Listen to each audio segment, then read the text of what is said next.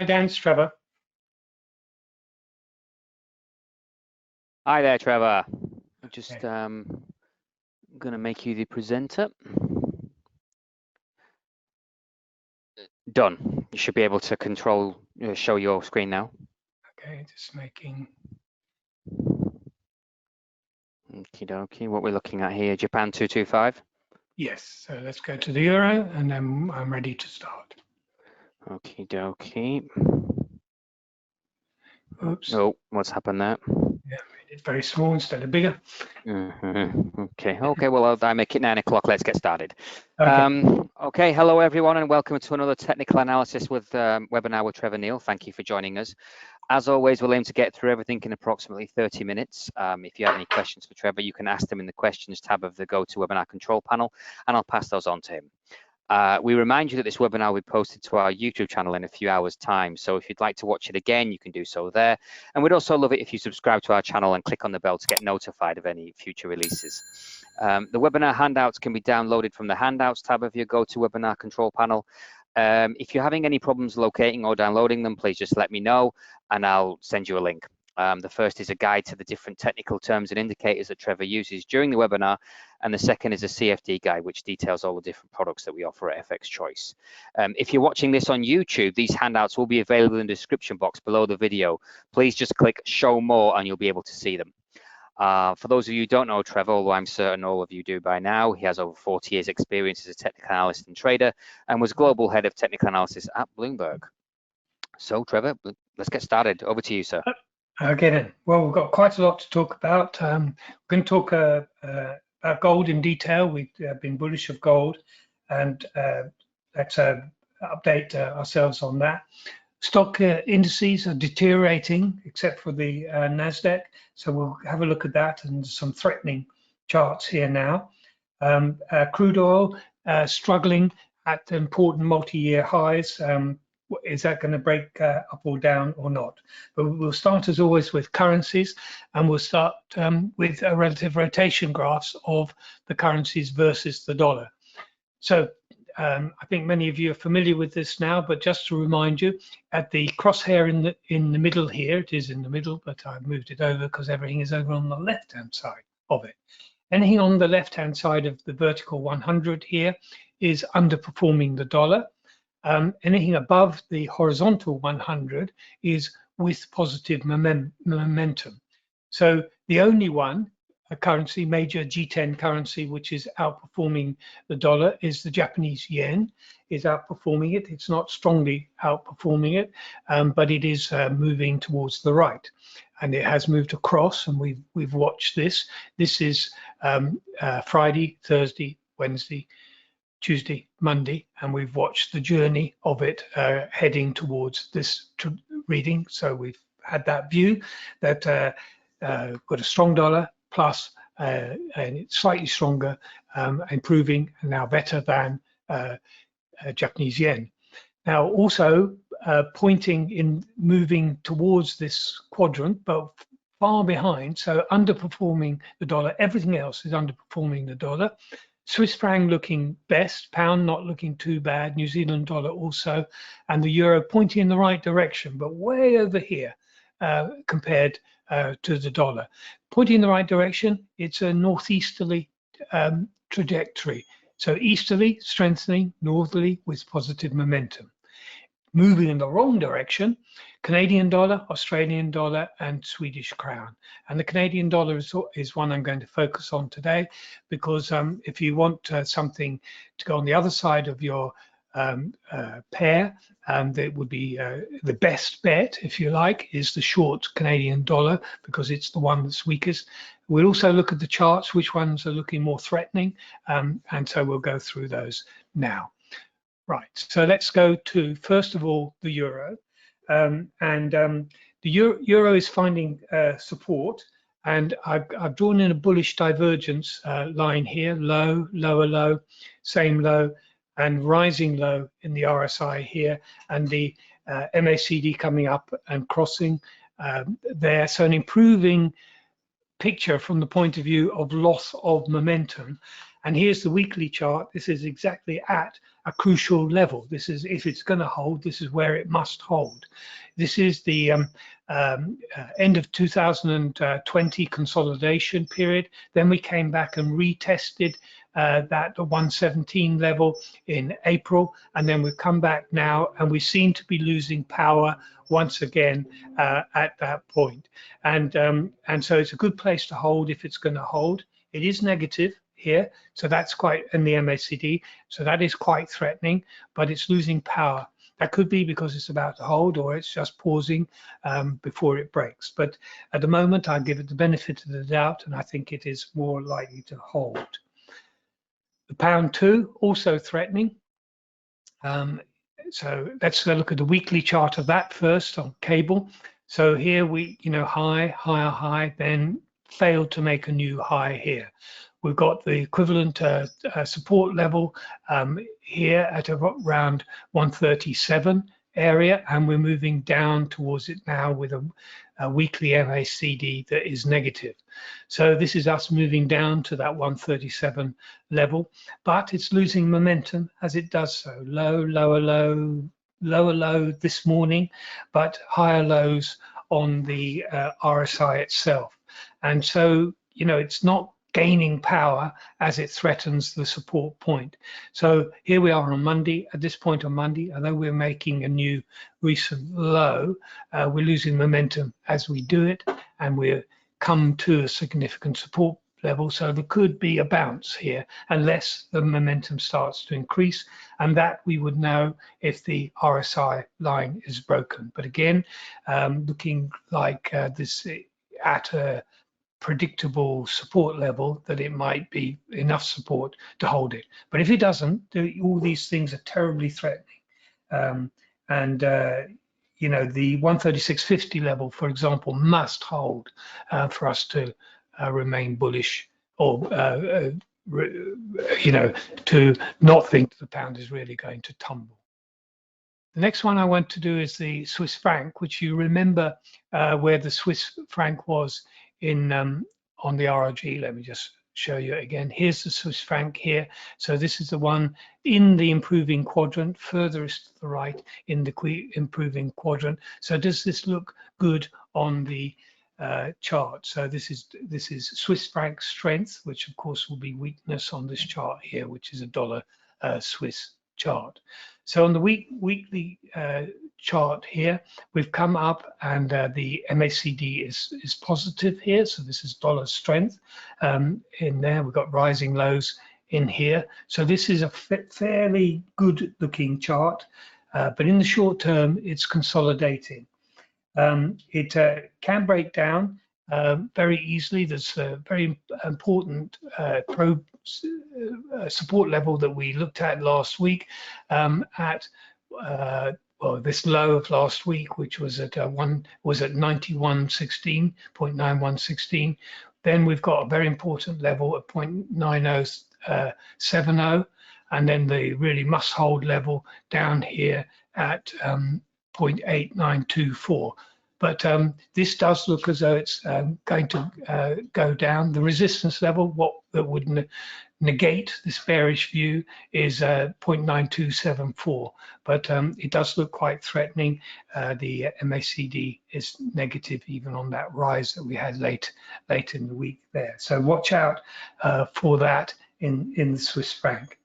But I want to look at the Canadian dollar and the Norwegian crown, the two leaders down here. The Canadian dollar here, and it's right off here. The Norwegian crown right off here. I mean, the weakest of the lot, Norwegian crown. So the Canadian dollar, which has often been quite pivotal. Let's have a look at that first. Canadian dollar on the weekly. So breaking up here. Do you remember we were talking about the cup and handle, potentially extremely bullish bottoming pattern? Here's the cup, here's the handle. I'll show you on the daily chart. Breaking the downtrend line, catapulting up here. That's US dollar up, Canadian dollar down. We're not used to this, are we? We've seen this commodity-driven strength in the Canadian dollar, but this looks like really reversing. There's quite a lot of resistance above, but it is powering ahead. It is, you know, the MACD there on the weekly is widening out as the market gains strength. So here it is on the daily chart. The Bollinger Bands are expanding. It's getting more volatility, so more strength is coming into the market. The moving averages are bullish. The MACD is bullish. The RSI is very bullish here, and this one does look to me like a great way to short as something to choose to short versus the dollar. And so now the other one is the Norwegian crown, which you remember was really far off on the left-hand side, the weakest of the lot. So this will be strongest in this chart. So here we have it. Yeah, I've drawn this line. It's not a great line, but you know, we've got the lower highs pattern here. We have the emphatic breakup candle here on the weekly chart. The MACD is positive. It is widening. It is strengthening. Most importantly, it's cleared this consolidation here, the top of which was about 86.50, 8.650, sorry, and it's powering ahead now towards, I think the next level is 920 up here. So on the chart, the daily chart here, we've got the higher lows. It's probably a channel. We've got expanding Bollinger Bands, which shows more energy coming into the market. The moving averages are bullish. The ADX is at 39, a very strong trend is what it says here. The RSI is bullish and the MACD is bullish also here. So this is very bullish. So take your pick, really. The Norwegian crown and the Canadian dollar are the two best counters against the US dollar. You might choose the Japanese yen instead of the US dollar, but I would stick with the US dollar. And there's some potential for the Swiss franc to come and improve. But really, the best is to pick this weakness against that strength there, and that's what's dominating at the moment and looks like continuing. A brief look at cryptocurrencies. Well, this is versus the US dollar, Litecoin, Bitcoin, and Ethereum. They're all pointing southwest, aren't they? So west means they're weak and they're all left of the US dollar, so they're weaker than the dollar. And south means with low positive momentum. So these are weak and look like getting weaker. Okay, these are daily samples. This is what happened during the week. They headed southwest. They got weak and look like getting weaker. So when we look at the individual charts, which they're very similar to each other, some worse than others. So here's Bitcoin on the weekly chart here. So, and this one, we got this lower highs pattern here. You could say this is a descending triangle here. The weekly MACD is negative. It's threatening to break down from this consolidation here, which marked the halfway point of the move up. If it does that, I'm afraid to say this is a really awful looking chart and looking like heading right back to where we started at 12,000. So watch out really for a breakdown here. On Ethereum, we've got a similar sort of pattern here. We've got the descending triangle in here, horizontals here. We're not quite down to it yet, so this is not quite as bad, but 17,500, sorry, yes, I do mean 17,500 is 61.8, 1,732, sorry, is the 61.8% level. That is in line with this consolidation here, but the indicators are that it is going to be challenged and potentially broken. So, you know, it's a must-hold level if it's not going to really start to plummet lower. And then Litecoin, which looks actually the worst of all. So we've got this drifting pattern in the daily chart, and I think the quietness of it might be deceiving people. So here we've got the descending triangle again here, the lower highs on the weekly. The threat here, well, we're actually below this consolidation now, but one 20 really is the level to hold, but the MACD here on the weekly is very negative. I think this is under threat to going back to 80 or even lower than that. And this broke the 61.8 earlier, and that was always told us that this one, the bears are really strong, particularly in this one there. So a very gloomy outlook for the cryptocurrencies. But let's go to something more shiny and more bright, which is gold. So gold, let me start first of all looking at the gold-silver ratio. Do you remember we picked up on this, that it had been flat for many, many weeks. Here is a weekly chart of the gold-silver. For a long period, there was neither was doing better than the other. But the downtrend line here, I think, is broken. We're on our way up. Gold is much better than silver as a choice, and also the chart of gold itself is looking good. So let's look at the gold first of all. So we've got the rising lows pattern here.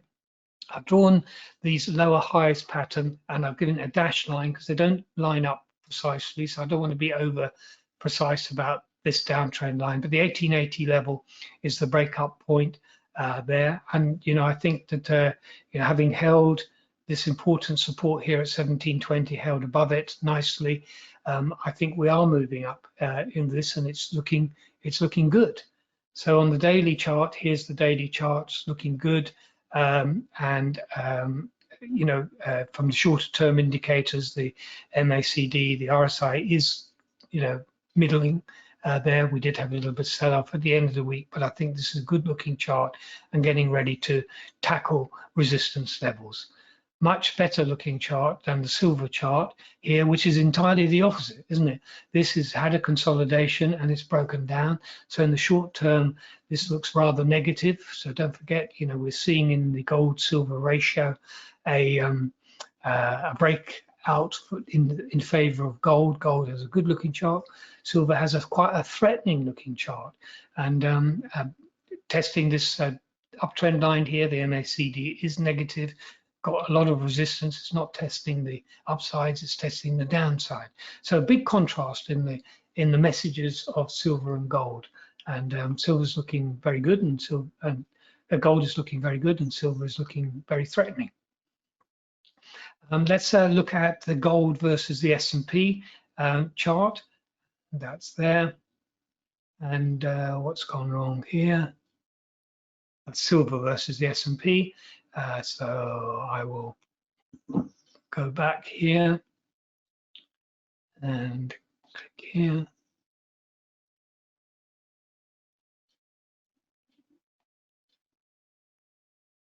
And then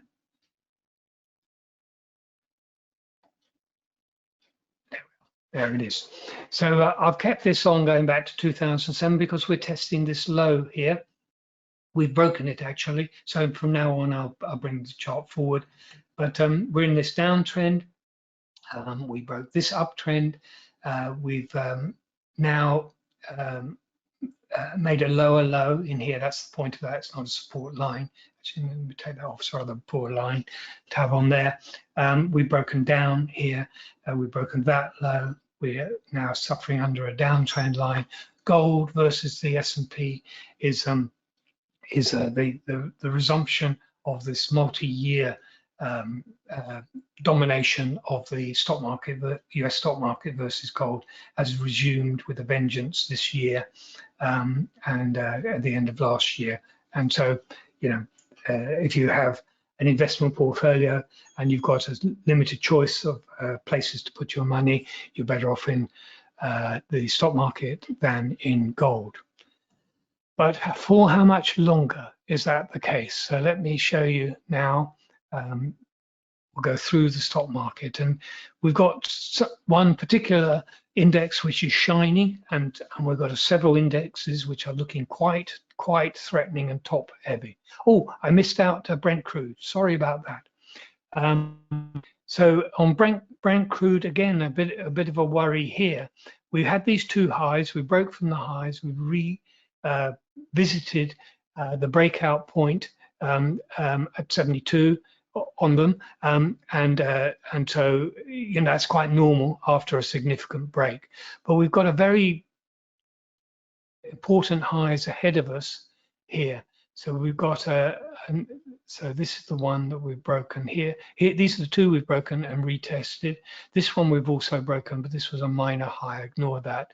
We've got another high at 85, then we've got this massive consolidation up there, very little between 85 and 110, something like that. So potentially explosive if it manages to make these breaks, but it's quite hesitant. And on the daily chart, it's looking a little bit worrying and threatening. So I'll show you that now.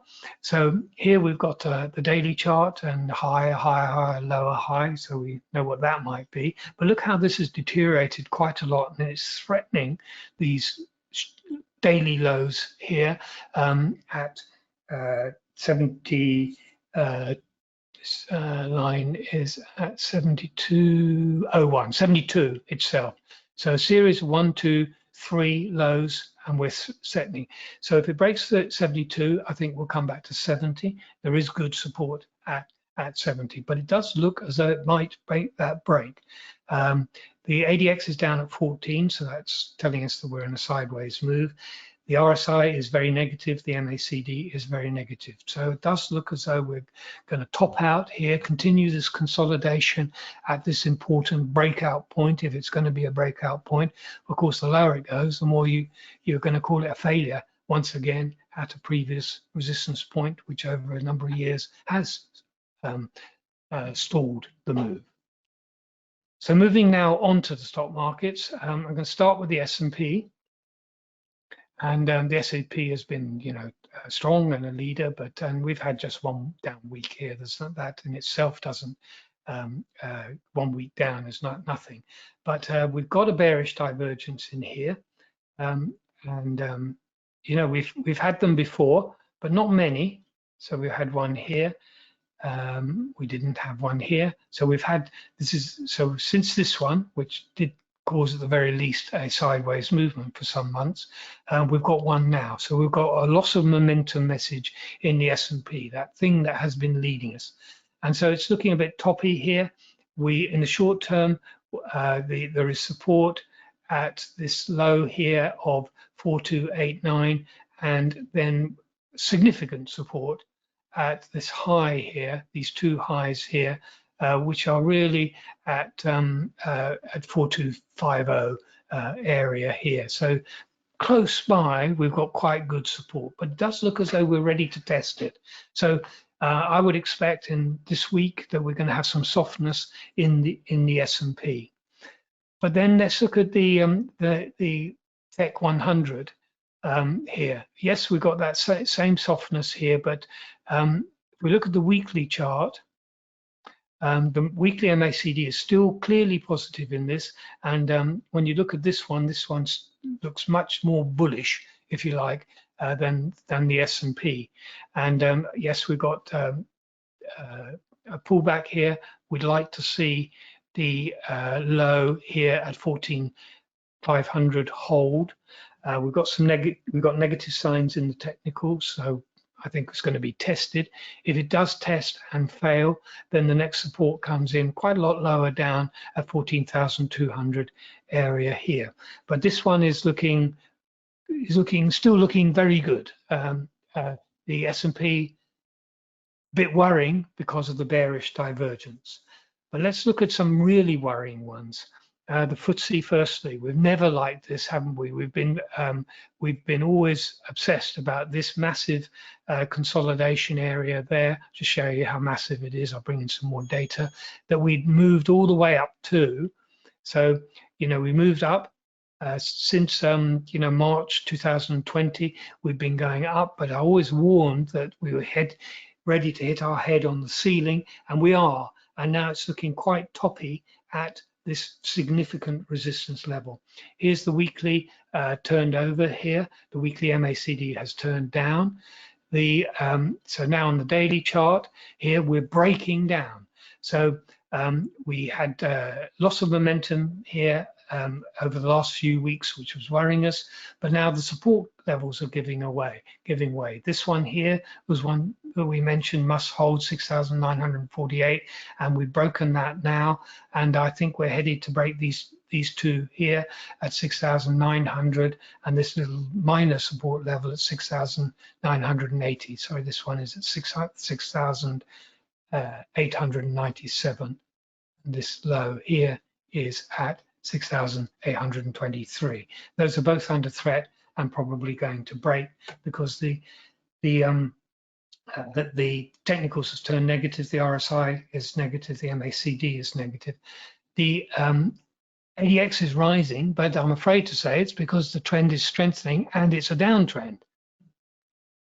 Now, also the Xetra DAX, which we had liked previously, and then it flattened out, so it went sideways and threatened the top to break out, but now it looks it's threatening to break down. Here it is on the weekly chart. Look at this loss of momentum, topping out. The MACD on the weekly crossed down at the beginning of last month, and it's now topping, looking very heavy indeed and quite threatening. We have got very significant support around 14,000, but you know that could be threatened. So here we are today, right now, testing these lows, which look as though they'll be broken. We've got further lows back here, but all of this curving down behavior and the deteriorating technicals does indicate to me that unless we buck up today and fill that gap, and that we're going to go lower and break more resistance levels and continue this toppy patterns. We may be having summer doldrums coming in. And then also finally the Japanese, and this has deteriorated a lot. In the long term, in the very long term, I like this one a lot, but in the shorter term, it's deteriorated. Look at this, turned down, the MACD turned down in March, crossed down in March, and it's looking very heavy indeed, testing these lows here. And unfortunately, if these lows give way, so that's 27,650. If these lows give way, there is no support at all until we get down to 24,000. So we could have quite a sharp drop there if we break down only a little bit further than we are now. And with the whole tone in the stock market being deteriorating so much, not to say that this is the end of the world or anything like this, but in some cases it looks like we're going to drift, and weekly, and in some cases like this one, we've got quite a lot of potential to move down before we meet support. Okay, Dan, do we have any questions? No, Trevor, that's it. No questions or requests this week. Thank you very much. I think we can wrap it up if you're ready. Okay. Well, thank you very much for attending, everyone. Please join us again the same time, same place next week. And don't forget that we'll be posting this webinar to our YouTube channel in a few hours or so time. So if you came later and you want to watch in the beginning, you can do so. Or if you just want to watch a small piece of it, please go ahead. And don't forget to subscribe to our channel and click on the bell to get notified.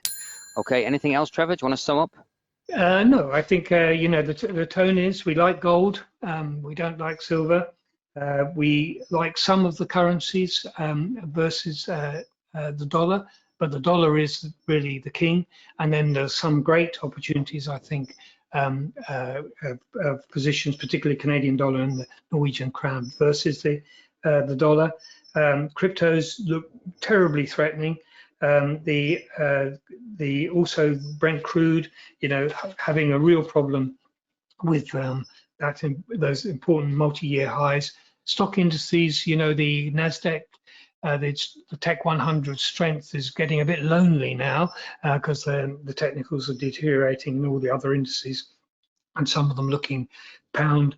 The D30, sorry, I should say the UK 100, the D30, and the Japan 225, all looking rather threatening for a lurch lower in the market. So so a lot going on, and don't be drawn in by the fact that the market action seems quiet because the volatility is low. Things are happening. There are trends.